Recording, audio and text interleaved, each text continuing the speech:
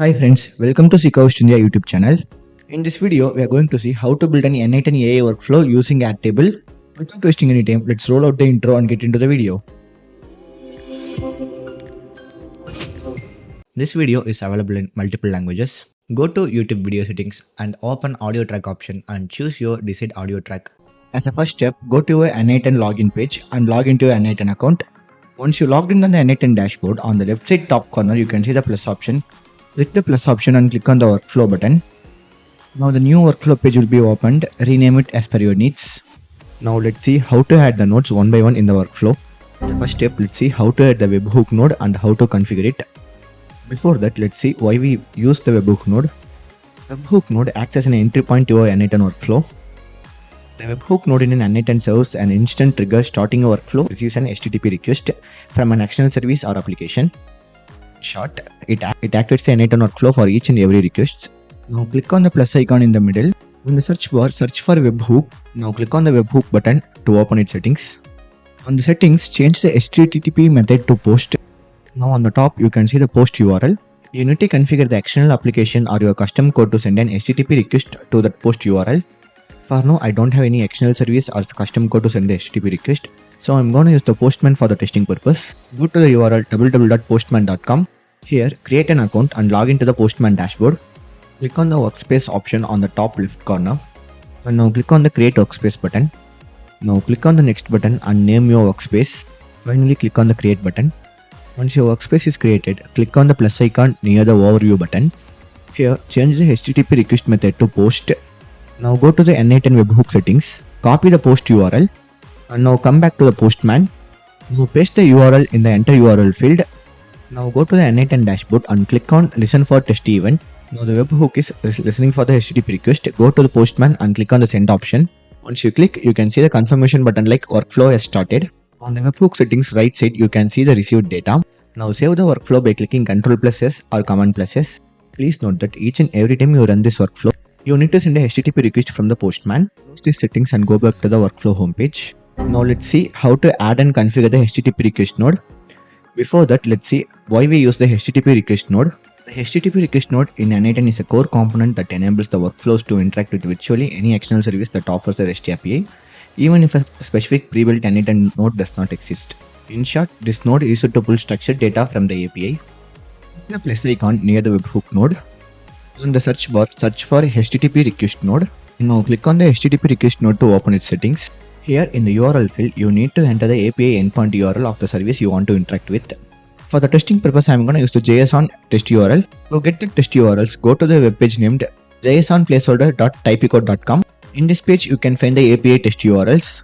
Copy the test URL from here and paste it on the URL field on the n8n. You can also find this JSON test URL in the description. Now click on the execute step button. Now you can see the JSON test URLs output on the right side of the screen. Finally, click on the Ctrl+S button and save the workflow.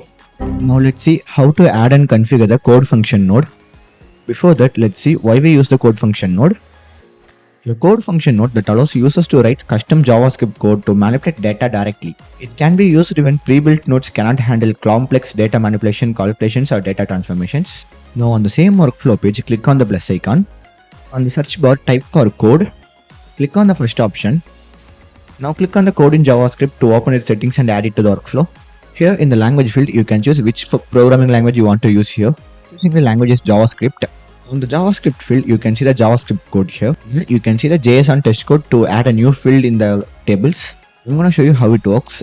Once I have clicked the execute step, you can see the JSON data has been converted to a table. Here, we basically enter the code to manipulate and format data before storing it. In short, we are structuring the data to match your needs. For now, I'm entering the JSON test code to structure my tables data. You can find this code's link in the description. Once you enter the code, click on the execute step button and now go to the Postman and click on the send button. Once the node executed successfully, click on the Ctrl+S button and save the workflow.